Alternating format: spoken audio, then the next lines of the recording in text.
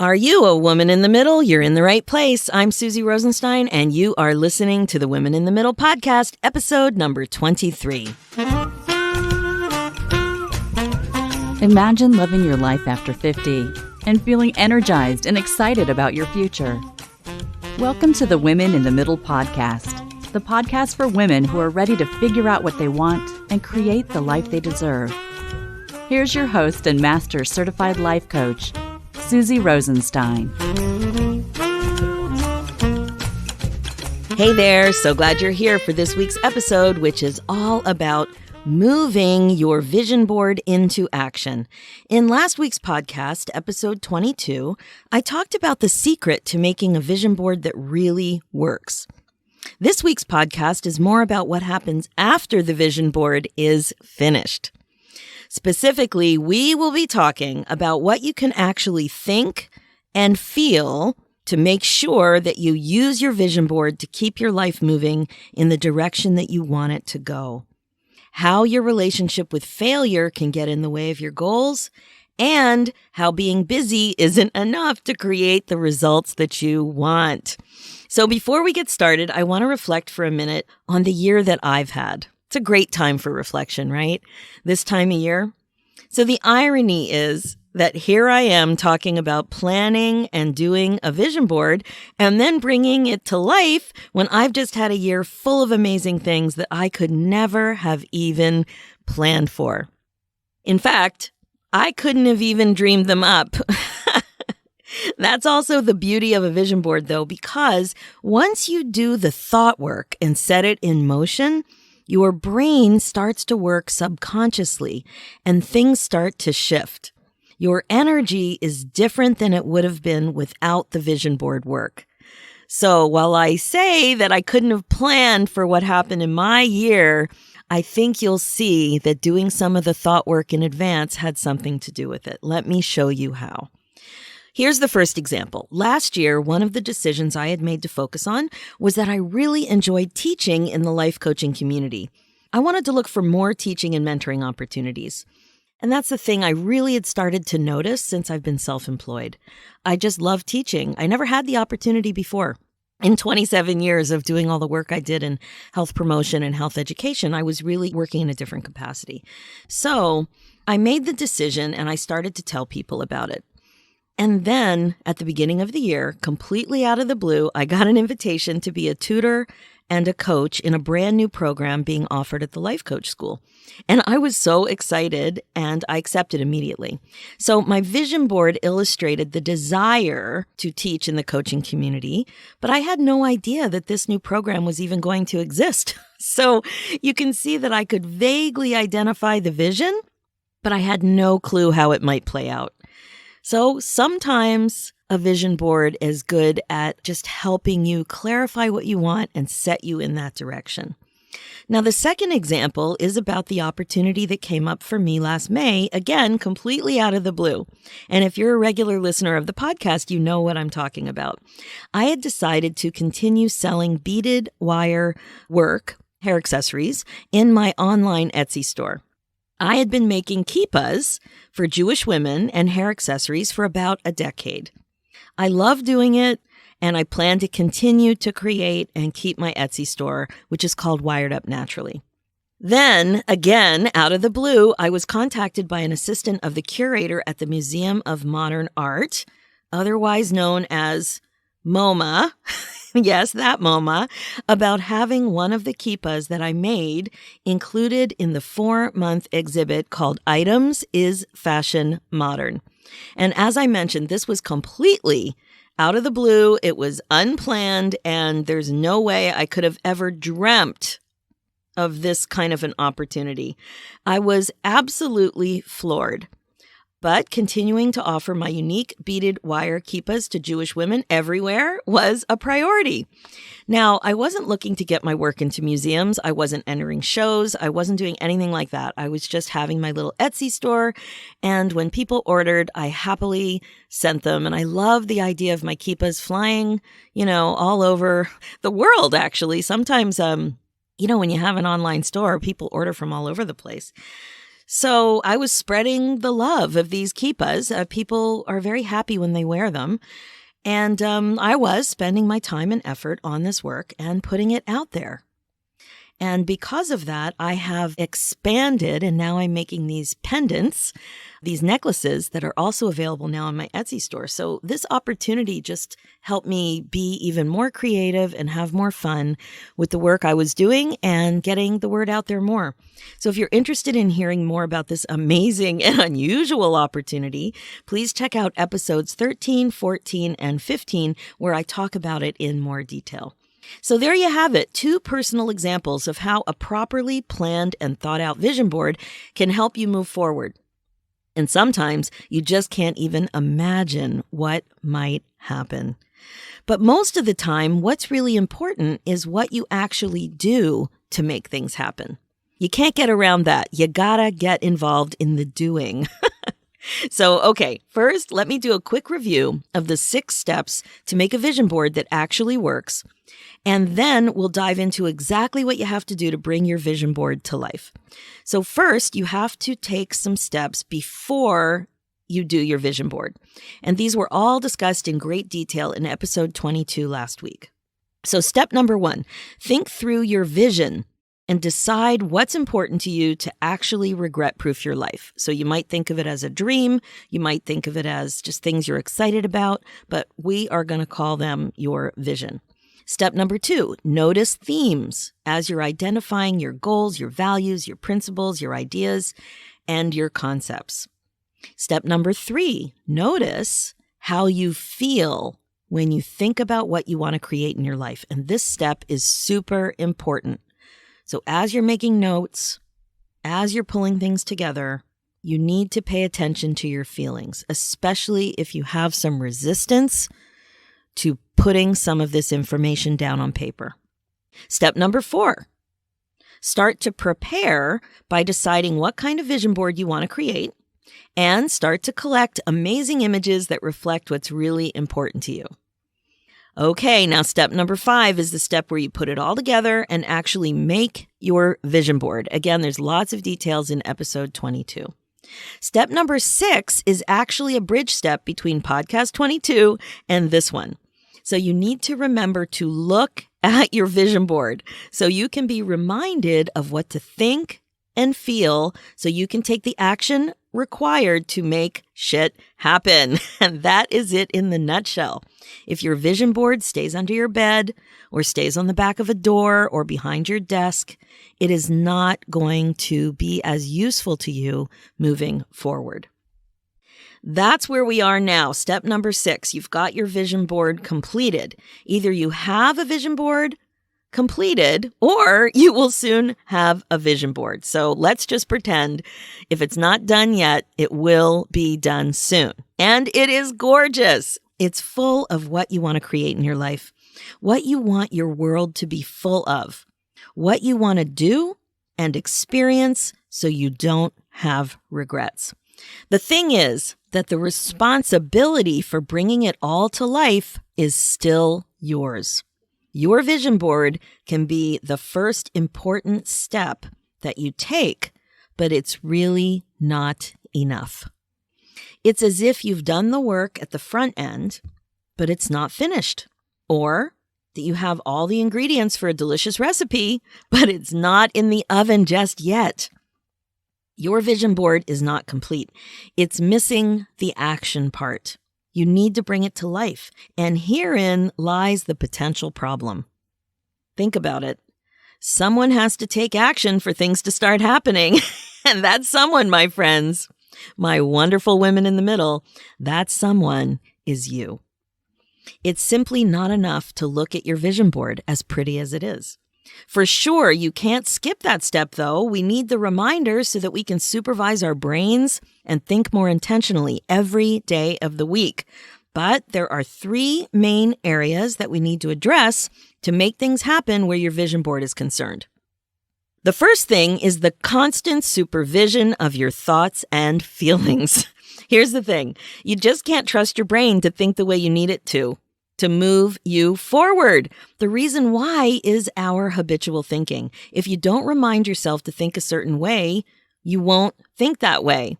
You will think the way that you've practiced thinking for days, for weeks, for decades. It takes a lot of effort to practice thinking new thoughts. You have created a strong neural pathway thinking those old thoughts. They really are a habit. Because you think them doesn't mean that you have a character flaw. It just means that that's what you've practiced doing, so it becomes the path of least resistance. It's a habit. For example, let's say that you want to start a new business next year. Your old way of thinking about that idea is going to kick in unless you remind yourself that you want to think a thought like this: I'm excited to start my new business. The old thought might be something like, I'm scared to start my new business, or I'm not ready to start my new business. See what I mean? If you don't remind yourself to think exactly what you know you need to think, you won't think it. Your brain wants to keep you safe by thinking tired, old thoughts regardless of the outcome. That's why understanding the feelings that you create when you think these thoughts that you want is so important. With this example, you need to notice that when you think, I'm excited to start my new business, how you feel. And I'm imagining that you feel motivated. And this is completely different than the way you feel with the other thought, I'm scared to start my new business, or I'm not ready to start my new business. This thought creates hesitancy, uncertainty, maybe even doubt. You see what I mean? So if you go back to that thought, you're going to have those feelings which are going to prevent you from doing what you actually want to do. The way you use your vision board is as a reminder. You need to remember that you need to look at it. So you need a reminder to look at it, and then you need to remind yourself of what you need to think. When you look at it, you need to zone in on the graphic image that reminds you to think the thought. And then you need to think it. You can't just gloss over it. You actually need to pause and think it. Now, I know this seems like so rudimentary, but honestly, this is the part that people don't do. They make the vision board and they tuck it away, and that's it. Then they rest on their laurels. Oh, I made a vision board. Aren't I wonderful? Things are going to start happening. And then they don't, right? Because of the action component. So if you have other thoughts that pop into your mind that fight with the thought that you want to think and create things like fear, doubt, overwhelm, then you really need to be aware of it. This is highly likely to happen, right? Be prepared for it. Don't be surprised by it. Be prepared for it. Your brain wants to keep you safe. It's safe not to try new things. It's safe not to evolve. This is what supervising your brain means, as rudimentary as it sounds. You need to practice thinking what you want to think on purpose, because you know it will create the feelings you need to do, the thing that you want to do. It's very intentional. The whole vision board thing moves from dreaminess, what I really want, what I'm dreaming about, to being very intentional about how to get it done. Okay, the second thing is how you handle failure and how it can get in the way of your goals. This tip is all about the concept of using failure as a learning opportunity, and that is all. Now, what often happens is that your vision board helps you start something. You look at it, you see the thing you want to take action on, and then you take action. And it's always not successful. You don't always get the result that you want. So you have a choice to make. You can entertain your thought that it wasn't meant to be, or it was too hard. For example, those are good ones. Or you can decide that you have something to learn from this experience, make adjustments, and keep your focus on the task at hand. And as you know, too many of you will fail and then stop. This is an example of how simply doing a vision board isn't enough. You also need a strategy to continue to try after you've failed. You have to adopt the mindset that you are going to be successful at making that thing happen no matter what. And that, my friends, takes some supervision of your brain. You really need to be on top of your brain, your thoughts about what you're thinking when things don't work out at first. The third thing I want to talk to you about is your tendency to keep busy and how that may or may not actually create the results you want in your life. And I think everybody listening can really identify with this idea. Once we talk about it, I'm sure you'll notice it in many parts of your life.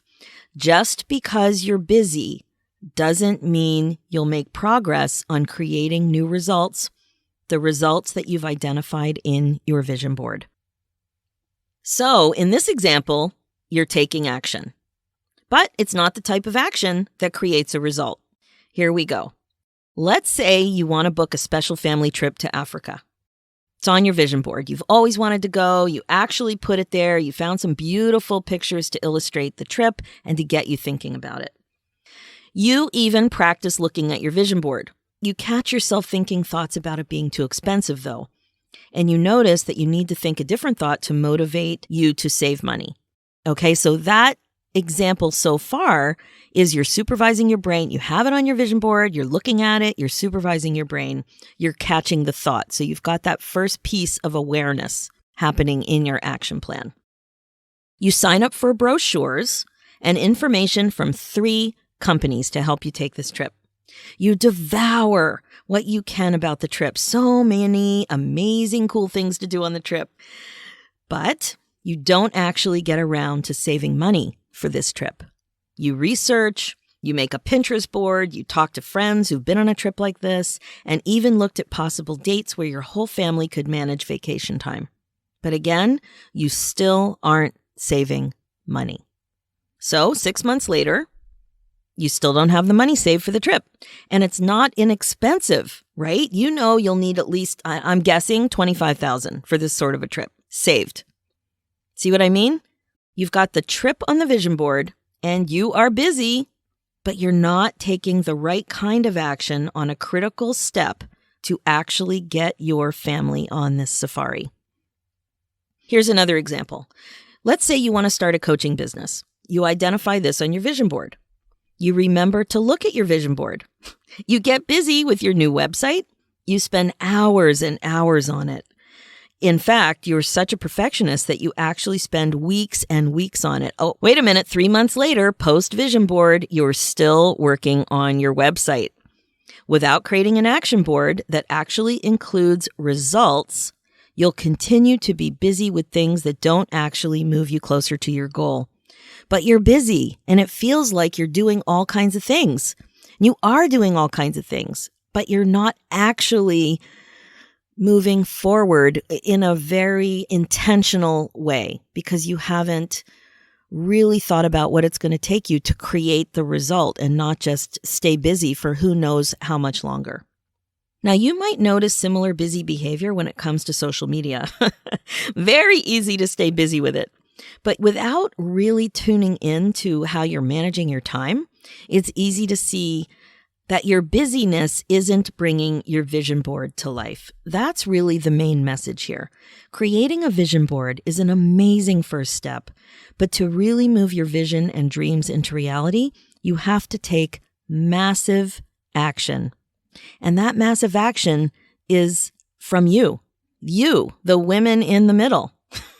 You have to figure out what you want and then decide a few things. What would you have to actually do or not do to create that result? And then think to yourself, what would you have to feel to do those things? And finally, what would you have to think to feel that way? And you can see again, just like we talked about in episode 22, feelings really are a critical piece of the whole puzzle. If the ideas that are on your vision board don't excite you, you may have a problem. Your vision board needs to keep you motivated. That motivation feeling is critical. You have to be motivated and excited to keep taking action, to keep taking the steps you need to grow forward. You can't just stay busy, but you got to keep really working on it. So thinking thoughts that create motivation and excitement for the beautiful work that you're putting out there into the world, that is what you have to figure out. So if you look at your vision board and your first thought is, oh my God, that's too hard, or, that's way too expensive, or I'm too old to make that happen, or it is way too complicated. You have to ask yourself why you think that. What are you making it mean? You have to do that self-coaching to get at the real thoughts. Keep noticing. What are you thinking when you look at your vision board? Keep asking yourself questions. Why do you want to go there? Why do you want to do that? And finally, so what if whatever you're thinking about happens or doesn't happen? This is what we call cleaning up your thoughts, really seeing what's going on up there. Awareness is the first step to making your dreams come true, as corny as that sounds. Awareness is the first step to making things happen that you want to happen in your life. Okay, now remember the worksheet I told you about in episode 22? Head on over to www.susierosenstein.com/regretproofvision and grab your free download. It's perfect for this work. It's basically a one-pager that will really help you with the structure and the thought work that you need to prepare for your vision board. Also, when you download this worksheet, you'll be on my list to receive information about the new virtual vision board program that I'm sure you'll want to hear more about. Yes, you heard me correctly. It's virtual. It's about vision boards. Virtual vision board. Vision board unplugged. So it doesn't matter where you live. We can do the work together and you'll finally have a vision board that works. In other words, it's one thing to listen to the podcast and understand intellectually what you're supposed to be doing. It's another thing to really apply these concepts with some accountability. And I know that you're tired of wasting time when it comes to your dreams. I know how frustrating it can be to know in your heart of hearts that you're ready to make some big changes, but you're not really clear yet. You don't really have a handle on the exact steps to move forward. I also know how uncomfortable it can be to evolve into that next best version of yourself, to stretch like that. But I also know it's worth it, and I'm positive that you can do hard things. You've heard me say that before, and that's because I got that memo. Even if you didn't get the memo, I know that you can do hard things. That's why I created this fun new workshop. Like I said, it's called Vision Board Unplugged. It's virtual and it's waiting for you. Doesn't matter where you live. And I just love the idea that some of you guys are from all over the world and we will be doing this work together. So my question to you is, are you ready to finally get cracking and deal with your overwhelm, your fears, your confusion about what you want? Are you ready to stop indulging in the idea that you're stuck and that you don't know what to do? If you are truly ready to do some serious regret proofing, I would love to talk to you more. Click the link in the show notes to learn more about Vision Board Unplugged and see how coaching can really help you. And I can't wait to tell you more about it. Like I said, it's new. It'll be group format, and you'll know exactly what to do to remind yourself that you can and you will continue to grow forward and make the next year one of the best years yet. Head over to www.womeninthemiddlepodcast.com/23.